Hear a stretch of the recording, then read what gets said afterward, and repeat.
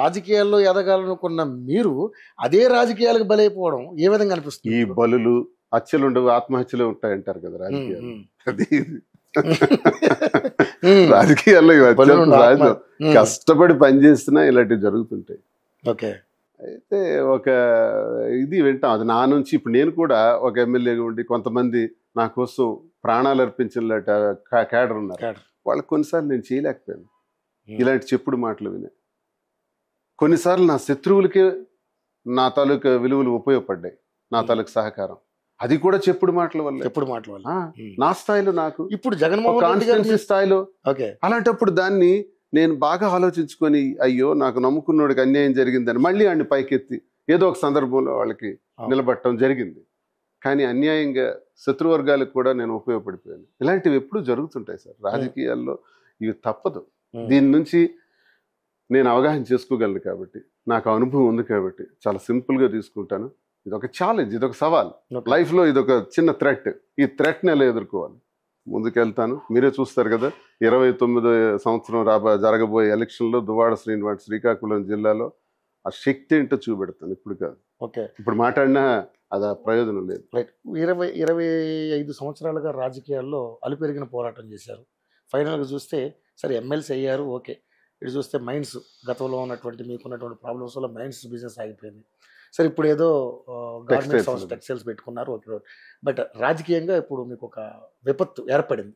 So మరి మీ ప్రజలు ఎప్పుడు కూడా నాకు అండగా ఉంటారని మీరు చాలా బాహాటంగా ఎంతో హోప్గా చెప్పినటువంటి సందర్భాలు ఉన్నాయి చాలా ఇంటర్వ్యూలో.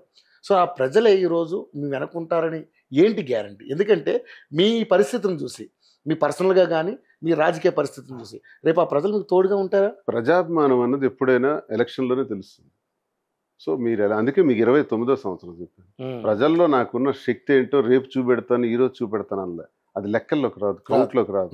నా మంది నాది రేపు ఎప్పుడు వస్తారు సార్ మీ ఇంటికి రావాలనుకుంటున్నాం, మేమందరం రావాలనుకుంటున్నాం, ఫోన్లు మెసేజ్లు క్యాడర్ పెడుతున్నాను. సరే వస్తాను, కలుస్తాను, ఇవన్నీ పక్కన పెడతాను. ఇది కాదు క్యాలిక్యులేషన్, ఎలక్షన్ క్యాలిక్యులేషన్. ఎలక్షన్లో నాకు ఎంత దమ్ము ఉందన్నది నా ఓట్ బ్యాంకే చూపెడుతుంది. అప్పుడు మీరు, అందుకే నేను 29కి నా శక్తిని, ప్రజల్లో ఉండే నాకు దమ్ముని 29వ సంవత్సరానికి వాయిదా వేశాను. అప్పుడు చూపెడతాను. 29లో అంటే తటస్థుడుగా, లేకపోతే వైఎస్ఆర్సీపీ నుంచి వెళ్తారా, లేకపోతే ఇండిపెండెంట్కి వెళ్తారా, లేదా వేరే పార్టీ నుంచి వెళ్తారా?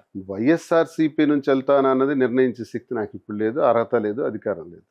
అది నిర్ణయించవలసింది పార్టీ. సస్పెన్షన్ అంటే చాలా మంది దీని మీద కూడా రాంగ్ తాత్కాలిక అర్థం చేసుకోవాలి. Suspension is not a punishment, it's a pause.